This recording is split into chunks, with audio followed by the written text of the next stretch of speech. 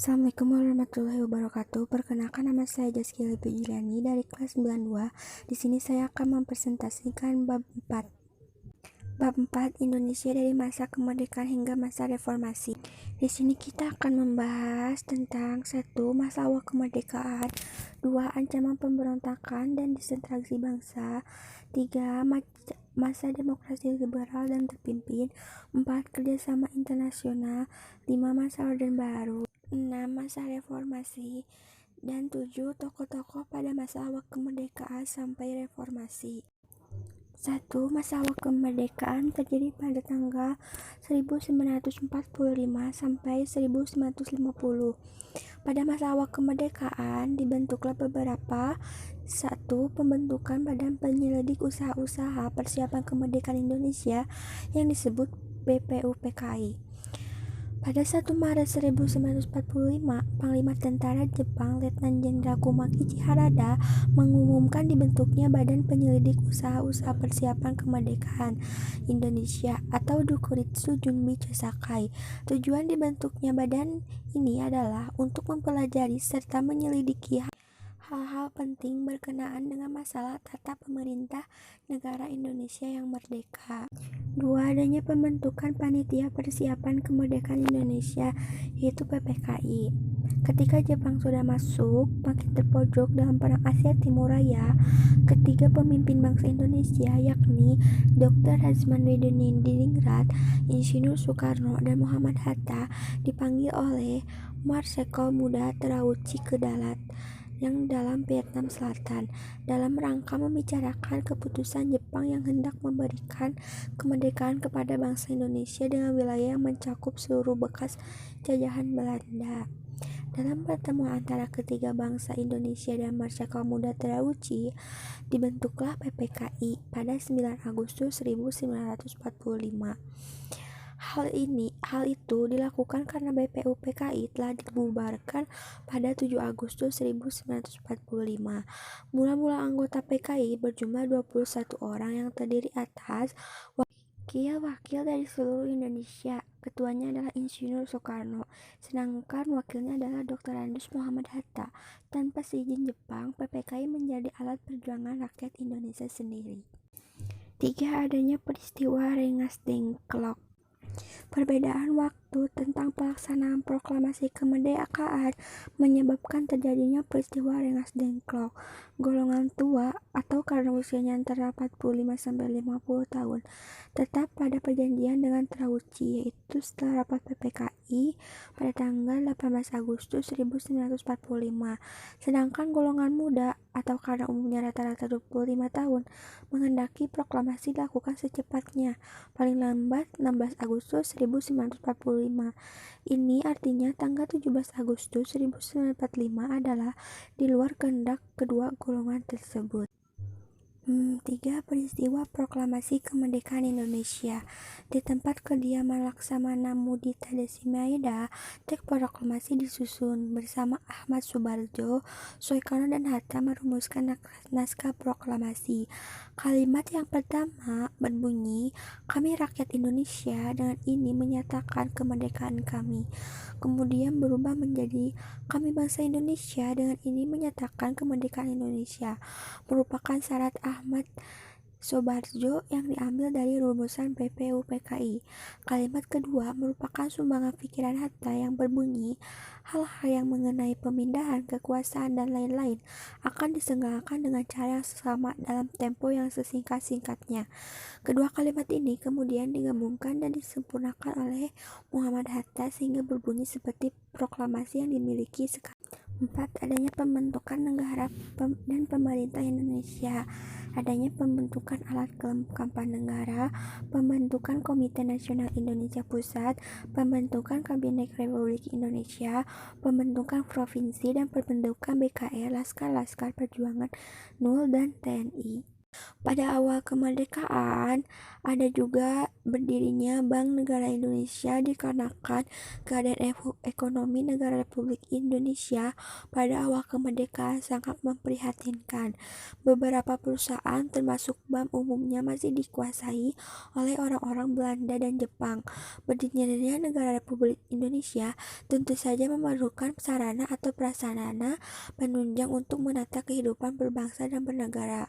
Dalam rangka menertibkan lembaga-lembaga keuangan negara, maka dengan peraturan pemerintah pengganti Undang-Undang Nomor 2 Tahun 1946 pada 5 Juli 1946 didirikanlah Bank Negara Indonesia yang disebut BNI. 5. Adanya perkembangan sistem kepartaian. Berdasarkan desakan rakyat, itulah maka Presiden Soekarno segera mengeluarkan maklumat pemerintah Republik Indonesia nomor 3 tanggal 3 November 1945 mengenai pembentukan partai-partai politik sebagai wadah pergerakan dan penyaluran aspirasi rakyat Indonesia. Nama partai politik yang dibentuk pada awal kemerdekaan yaitu sebagai berikut. 1. Partai Nasional yang disebut PNI. 2. Persatuan Rakyat Merhayat Indonesia yaitu PERMAI. 3. Majelis Syura Muslimin Indonesia yang disebut Masyumi. 4. Partai Komunis Indonesia yaitu PKI. 6. Partai Buruh Kristen PBI. 7. Partai Kristen Indonesia Parkindo. 8. Partai Sosialis Indonesia PSI. Dan 9. Partai Konflik Republik Indonesia yaitu PK. 6. Perjuangan bersenjata dan diplomasi. Perjuangan bersenjata ada 1. Peristiwa 10 November 1945 di Surabaya. 2. Peristiwa Bandung Lautan Api. 3. Peristiwa Medan Area. 4. Peristiwa Palangan Ambrawa. Dan 5. Puputan Margana. Perjuangan diplomasi yaitu 1. Pertemuan Jakarta. 2. Pertemuan Hague-Voluwe. 3. Konferensi Malino. 4. Perundingan Jakarta. 5. Perundingan Linggajati. 6. Agresi militer Belanda 1. 7. Perundingan Renville. 8. Agresi militer Belanda 2. 9. Perundingan Royan-Royan. 10. Konferensi Inter-Indonesia. 11. Konferensi Meja Bundar yaitu KMB. 12. Terbentuknya Negara Republik Indonesia. 13. Pengakuan kedaulatan. B. Ancaman pemberontakan disintegrasi bangsa. 1. Pemberontakan PKI Madiun.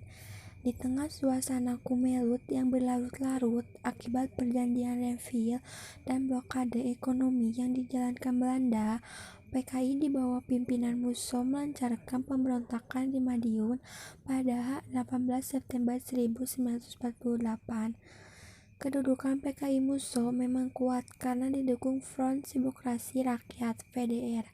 Pimpinan Amir Syarifuddin atau bekas Perdana Menteri yang merupakan hasil gabungan beberapa partai, antara lain Partai Sosialisasi Indonesia (PSI), Partai Buruh, dan Pemuda Sosialis Indonesia (Pesindo). Musso sebenarnya baru kembali ke Indonesia pada awal Agustus 1948 dari Rusia bersama dengan Suryapno. Ia kembali mengembangkan politik jalan baru yang sesuai dengan doktrin komunis yang dianutnya. 2. Adanya pemberontakan DI atau TI. Adanya pemberontakan DI atau TI ada di Jawa Barat, Jawa Tengah, Aceh, Sulawesi Selatan, dan Kalimantan Selatan. 1. DI atau TI Kartawirjo di Jawa Barat. Di Tasikmalaya, seorang tokoh PSII di Jawa Barat, Soekarmazi Barizdan Kartawirjo, pada 7 Agustus 1949 memproklamasikan berdirinya Negara Islam Indonesia yaitu NII. Gerakannya mula-mula berpusat di daerah Malangbong, Kabupaten Garut.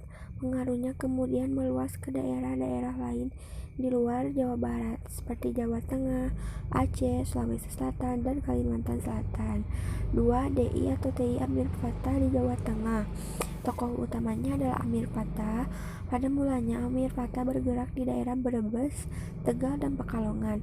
Amir Pata kemudian bergabung dengan DI atau TI Kartawirjo untuk menumpas pemberontakan DI atau TI Amir Pata.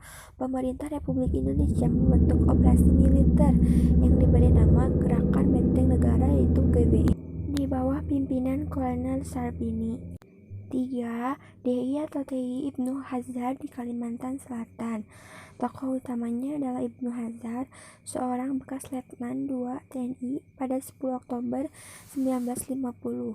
Ibnu Hazar memproklamasikan berdirinya DI atau DII di Kalimantan Selatan dengan seluruh pasukan yang dinamakan Kesatuan Rakyat yang Tertindas atau KRYT. DI atau TI Ibnu Hajar menyerang pos-pos Kesatuan TNI di Kalimantan Selatan, melakukan teror dan pengacuan pada Oktober 1950. 4. DI Kahar Muzakar di Sulawesi Selatan. Tokoh utamanya adalah Kahar Muzakar. Sebelumnya Kahar Muzakar merupakan seorang pejuang kemerdekaan yang berjuang di Pulau Jawa, tetapi kembali ke Sulawesi Selatan. Kahar Muzakar berinisiatif menghimpun anggota laskar-laskar perjuangan di Sulawesi Selatan ke dalam Komando Gerilya Sulawesi Selatan yang disebut KG. 5. Pemberontakan Daud Bere di Aceh. Tokoh utamanya adalah Daud Bere. Dia pernah memegang jabatan Gubernur Militer Daerah Istimewa Aceh pada Perang Kemerdekaan tahun 1945. Daud Bere berhasil pula mempengaruhi pejabat-pejabat penting pemerintah di Aceh, daerah Pidie. Itulah sebabnya DI atau TI Daud Bere dapat menguasai sebagian besar daerah Aceh. 3. Adanya pemberontakan Angkatan Perang Ratu Adil, yaitu APRA. Gerakan ini dipimpin oleh Kapten Raymond Plariwesteling. Gerakan ini muncul di kalangan KNIL yang menolak bergabung dengan tentara APRI. Selanjutnya, gerakan ini didukung oleh kalangan kolonialis Belanda yang ingin mengamankan kepentingan ekonominya di Indonesia. Untuk itu mereka bermaksud mempertahankan kedudukan negara Pasundan agar memperoleh dukungan rakyat. Mereka memanfaatkan mitos Ratu Adil yang pernah diramalkan Jayabaya. 4. Adanya pemberontakan Andi Aziz. Pemberontakan ini terjadi di Sulawesi Selatan di bawah pimpinan Kapten Andi Aziz, seorang mantan perwira KNIL. Ia ternyata termakan hasutan Mr. Dr. Semokil agar menolak pengiriman pasukan APRI ke Sulawesi Selatan sebelum anggota KNIL dimasukkan terlebih dahulu ke dalam APRI. Anggota Andi Aziz ditunjukkan sebagai pimpinan gerakan menentang pendaratan batalion Worang dari Jawa di Sulawesi Selatan. 5. Pemberontakan Republik Maluku Selatan, yaitu MRMS. Pada waktu dilakukannya penumpasan terhadap gerakan Kapten Andi Aziz di Sulawesi Selatan, Dr. Somokil dengan menggunakan pesawat KLM milik Belanda melarikan diri ke Minahasa, kemudian ke Ambon, Maluku Selatan. Seperti hanya di Makassar, di Ambon pun ia berusaha menghasut tentara bekas anggota KNIL dan KL agar melepaskan diri dari pengaruh pemerintah Republik Indonesia. 6. Adanya pemerintah Revolusioner Republik Indonesia atau Pemersatu. Gerakan ini merupakan suatu gerakan untuk memisahkan diri dari negara Republik Indonesia. Adapun latar belakang pemberontakan ini yaitu sebagian daerah merasa tidak puas terhadap pemerintah pusat dan menganggap bahwa pembangunan hanya terpusat di Pulau Jawa. 7. Pemberontakan G30 SPKI. Pemberontakan ini mengembuskan isu bahwa di kalangan Tentara Nasional Indonesia Angkatan Darat TNI AD terdapat beberapa jenderal yang bernaung dalam Dewan Jenderal yang akan melakukan kudeta terhadap pemerintahan Presiden Soekarno. C. Masa demokrasi liberal dan terpimpin. Pada masa demokrasi liberal, adanya jatuh bangun kabinet dan pemilu pertama pada 1955. Ketidakstabilan pemerintah pada masa demokrasi liberal tercatat dari jatuh bangunnya kabinet dalam kurun waktu 9 tahun, yaitu sekitar 1950 sampai 1959. Terjadi 7 kali bangunnya kabinet dalam pergantian kabinet, yaitu sebagai berikut. 1. Kabinet Natsir pada tanggal 7 September 1950 sampai 21 Maret 1951. 2. Kabinet Sukiman tanggal 27 April 1951 sampai 3 April 1952. 3. Kabinet Wilivo tanggal 3 April 1952 sampai 3 Juni 1953. 4. Kabinet Ali Sastromizozo 1 pada tanggal 31 Juli 1953 sampai 12 Agustus 1955. 5. Kabinet Burhanuddin Harahap pada tanggal 12 Agustus 1955 sampai 3 Maret 1956. 6. Kabinet Ali Sastromizozo II, yaitu pada tanggal 20 Maret 1956 sampai 4 Maret 1957. 7. Kabinet Juanda 9 April 1957 sampai 5 Juli 1959. Salah satu program pemerintah pada masa demokrasi liberal adalah akan diselenggarakan pemilu untuk memilih anggota-anggota DPR dan anggota-anggota konstituen. 2. Adanya kebijakan ekonomi masa demokrasi liberal. Adanya program ekonomi Gerakan Benteng, Rencana Sumitro, nasionalisasi The Javanese Bank, program Alibaba, deklarasi ekonomi yang disebut DEKON. 1. Deklarasi Juanda. Pada tanggal 13 Desember 1957 dicetuskan sebuah deklarasi yang dikenal dengan nama Deklarasi Juanda oleh Perdana Menteri Indonesia yang menjabat pada saat itu, yakni Juanda Kartawijaza. Inti dari deklarasi Juanda ialah sebuah pernyataan kepada dunia bahwa Laut Indonesia ialah termasuk laut sekitar di antara serta di dalam Kepulauan Indonesia merupakan salah satu Kesatuan Wilayah Negara Kesatuan Republik Indonesia, yaitu NKRI. 2. Dekret Presiden 5 Juli 1959. Badan konstitusi yang diserahi tugas membentukkan UUD baru ternyata belum juga melaksanakan tugas konstitusinya. Sementara itu, anjuran Presiden Soekarno agar kembali ke UUD 1945 tidak mendapat persetujuan konstituante. Presiden Soekarno menganggap keadaan negara sudah semakin parah, harus segera diselamatkan. Hal itu mendorong Presiden Soekarno segera menggunakan kekuasaannya dengan mengeluarkan dekret presiden pada 5 Juli 1959 yang berisi 1. Tidak berlakunya Undang-Undang Dasar 1950 dan berlaku kembali Undang-Undang Dasar 1945. 2. Pembubaran Badan Konstitusi. 3. Membentuk MPRS dan DPAS. 3. Pembentukan Kabinet Kerja Pertama. Setelah keluarnya Dekret Presiden 5 Juli 1959 yang menyatakan berlakunya kembali Undang-Undang Dasar 1945, maka Kabinet Juanda dinyatakan demosioner dan dibubarkan pada 10 Juli 1959. Kemudian dibentuk Kabinet Presidensial dan Presiden Soekarno sendiri menjadi Perdana Menterinya, sedangkan Ir Haji Juanda duduk sebagai Menteri Pertama.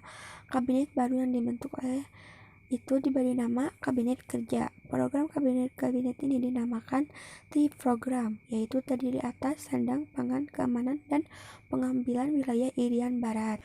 4. Penetapan pidato Presiden tentang Manifo Usdek sebagai GBHN. Pada HUT Proklamasi Kemerdekaan RI ke-14, 17 Agustus 1959, Presiden Soekarno berpidato di hadapan penduduk Jakarta. Pidatonya diberi judul Penemuan Kembali Revolusi Kita. Pidato ini kemudian dikenal sebagai Manifesto Politik atau Manifo. Dewan Pertimbangan Agung sementara DPAS dalam sidangnya pada 23-25 September 1959 memutuskan agar Manifo dijadikan garis-garis besar haluan negara GBHN. Adapun intisari dari Manifo adalah Undang-Undang Dasar 1945, Sosialisme Indonesia, Demokrasi Terpimpin, Ekonomi Terpimpin, dan Kepribadian Indonesia, yaitu USDEK. 5. Pembentukan Front Nasional. Dalam lomba melaksanakan Manipul USD yang telah menjadi GBHN, Berdiri Soekarno dan Peraturan Presiden Nomor 13 Tahun 1959 membentuk Front Nasional. Dalam praktiknya, Front Nasional dimanfaatkan oleh PKI beserta simpatisannya sebagai alat untuk mencapai tujuan politiknya.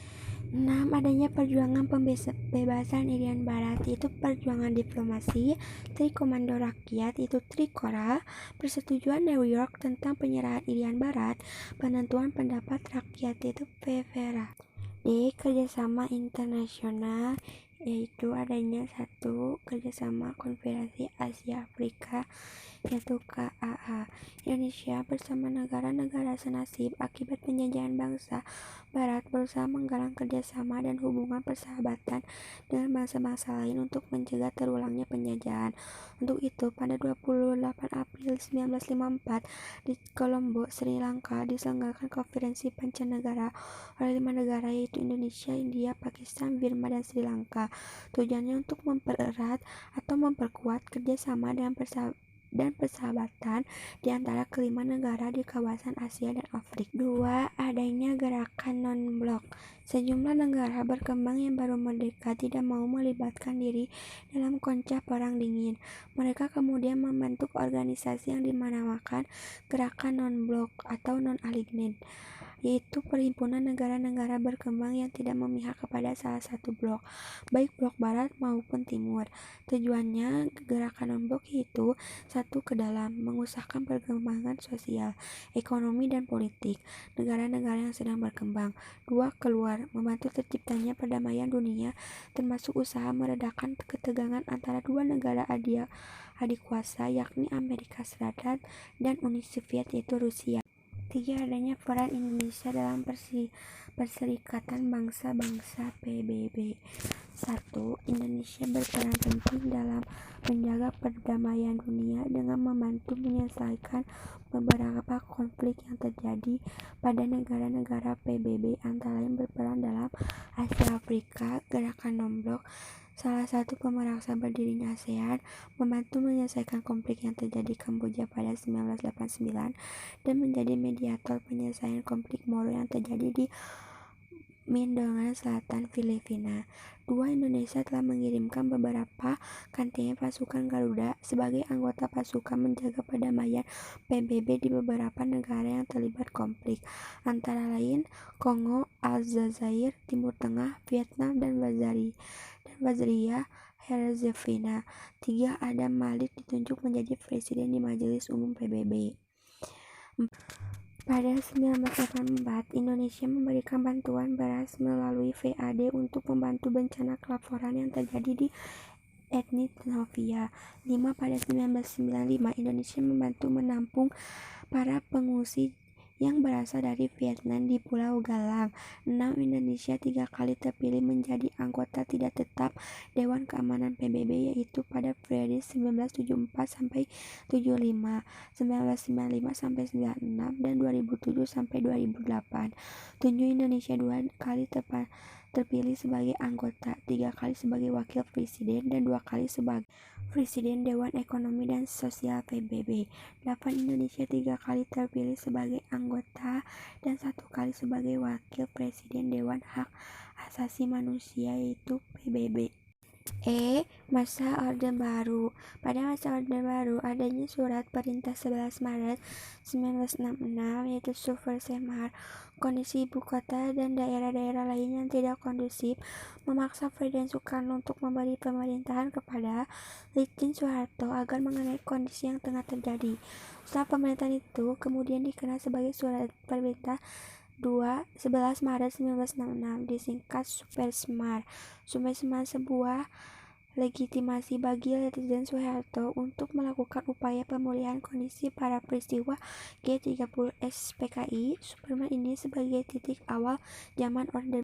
2. Perkembangan ekonomi pada masa Orde Baru. Pedoman pembangunan nasional adalah trilogi pembangunan dan 8 jalur pemerintah. Inti dari kedua pedoman tersebut adalah kesejahteraan bagi semua lapisan masyarakat dalam suasana politik dan ekonomi yang stabil. Isi ideologi pembangunan adalah sebagai berikut. 1. Pemerataan pembangunan dan hasil-hasil menuju kepada terciptanya keadilan sosial bagi seluruh rakyat Indonesia. 2. Pertumbuhan ekonomi yang cukup tinggi. 3. Stabilitas nasional yang sehat dan dinamis. Adapun pelaksanaan pembangunan nasional dilakukan secara bertahap, yaitu dalam jangka panjang mencakup periode 25-30 dan dalam jangka pendek mencakup periode 5 tahun melalui pembangunan 5 tahun yaitu Velita. 3. Perkembangan politik pada masa Orde Baru. Selama pemerintah Orde Baru berkuasa yaitu 32 tahun, istilah pembangunan, stabilitas, dan pertumbuhan merupakan jargon politik yang dijalankan oleh rezim ini. Golongan karya sebagai salah satu kekuatan politik merupakan partai yang sejak pemilu 1971 selalu memperoleh suara terbanyak dan memenangkan pemilu. Golkar sendiri merupakan kekuatan politik Orde Baru yang berada di bawah pemindahan presiden. Adapun dua partai lainnya hanyalah sebagai perlengkapan dari sistem demokrasi Pancasila yang dikembangkan oleh pemerintahan Orde Baru. 4. Jatuh bangunnya pemerintahan Orde Baru. Pada pertengahan tahun 1957, perekonomian negara-negara Asia Tenggara antara lain Indonesia, Malaysia, dan Thailand terguncang karena secara tiba-tiba nilai dolar Amerika melonjak. Ribuan perusahaan bangkrut dan jutaan orang menganggur. Akibatnya pada akhir tahun 1997, Indonesia mengalami krisis moneter. Nilai rupiah terhadap dolar merosot tajam, bahkan hingga menyentuh level Rp 15.000 per $1. Harga 6 orang mulai menembus tinggi sehingga daya beli masyarakat semakin lemah. Berkat dukungan dari mahasiswa, rakyat mulai berani melakukan demonstrasi untuk memprotes kebijaksanaan pemerintah. Demonstrasi tersebut mencapai puncaknya pada Mei 1998. Mereka dengan berani meneriakkan tuntutan reformasi dalam bidang politik, ekonomi, dan hukum. Masa reformasi. Adanya masa reformasi yaitu masa pemerintahan Presiden B.J. Habibie. Pelaksanaan pemerintah ini dimulai saat Presiden B.J. Habibie membentuk kabinet baru yang dinamakan Kabinet Reformasi Pembangunan pada 22 Mei 1998 agar bangsa Indonesia dapat segera keluar dari krisis ekonomi yang berkepanjangan. B.J. Habibie melakukan langkah-langkah sebagai berikut. 1. Melakukan rekapitulasi perbankan. 2. Merekonstruksi perekonomian nasional. 3. Merekonstruksi perekonomian nasional. 3. Menaikkan nilai tukar rupiah terhadap dolar Amerika Serikat hingga di bawah 10 juta. 4. Melikuidasi beberapa bank bermasalah. 5. Melaksanakan reformasi ekonomi seperti yang disarankan IMF. Kejadian itu penting dalam masa pemerintahan B.J. Habibie adalah keputusan mengizinkannya Timur untuk mengadakan referendum yang berakhir dengan terpisahnya wilayah tersebut dari wilayah Negara Kesatuan Republik Indonesia pada Oktober 1999. 2. Masa pemerintahan Presiden Abdurrahman Wahid. Pada 28 Oktober 1999, Presiden dan Wakil Presiden terpilih yaitu Presiden Abdurrahman Wahid dan Wakil Presiden Megawati Soekarno Putri, Menteri Kabinet Persatuan Indonesia.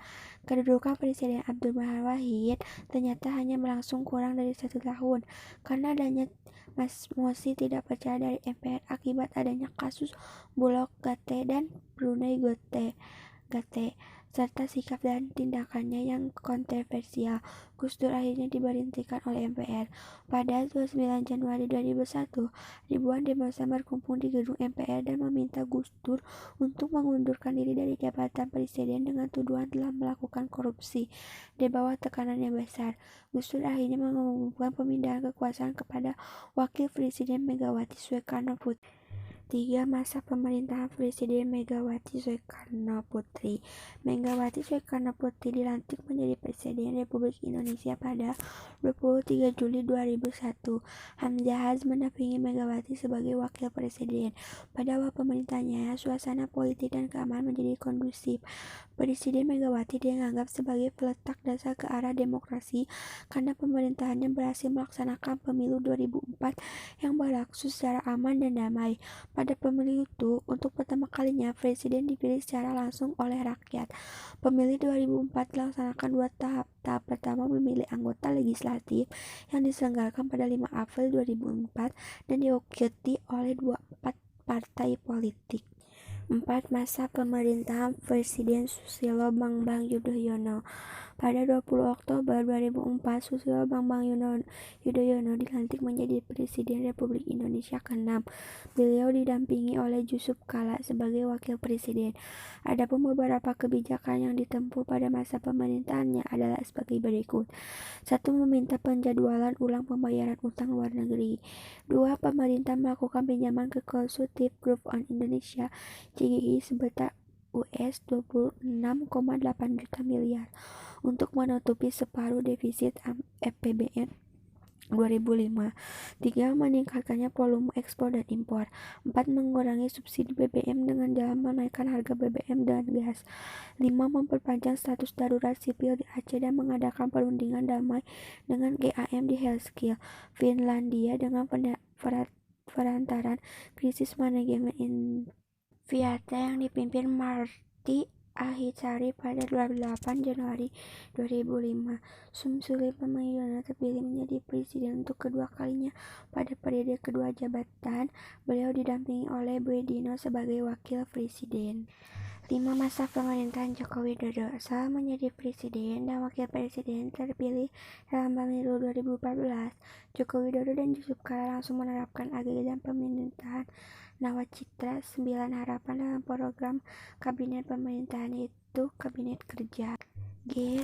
Yang terakhir adalah tokoh-tokoh pada masa awal kemerdekaan sampai reformasi. Yang pertama yaitu Soekarno. Soekarno bisa dipanggil Bung Karno. Lahir di Blitar, Jawa Timur pada 21 Juli 1901. Bung Karno adalah tokoh sangat penting dalam perjalanan proklamasi kemerdekaan Indonesia. Beliau adalah pejuang, negarawan, dan juga Presiden Indonesia yang pertama. 2. Muhammad Hatta. Muhammad Hatta biasa dipanggil Bung Hatta, lahir di Bukit Tinggi, Sumatera Barat pada 12 Agustus 1902. Beliau adalah pejuang, negarawan, dan juga wakil presiden Indonesia yang pertama. Peran Bung Hatta dalam peristiwa proklamasi kemerdekaan sangat penting. Pada saat itu, Bung Hatta dianggap sebagai pemimpin utama bangsa Indonesia selain Bung Karno. Bung Hatta menjadi perantara antara golongan muda dan golongan tua. 3. Sri Sultan Hamengkubuwono IX. Sri Sultan Hamengkubuwono IX adalah Raja Yogyakarta.